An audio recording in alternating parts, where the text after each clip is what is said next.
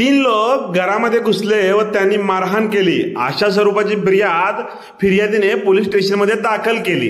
त्या फिर्यादीमध्ये तिन्ही आरोपींची नावे लिहिली होती।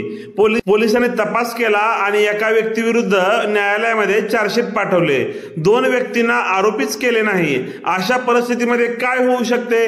नमस्कार, मी आपला वकील मित्र विशाल गावडे। कोर्ट तपासामध्ये आरोपीचे गुन्हा केल्याचे सकृत दर्शनी दिसत आहे, परंतु त्या व्यक्तींना आरोपीच केलेले नसेल तर न्यायालय हे त्या आरोपी नसलेल्या व्यक्तींना आरोपी करू शकते, केसची चौकशी करण्याचे आदेश देऊ शकते व इतर आरोपी सोबत त्यांच्यावरही चार्ज ठेवून केस चालवू शकते।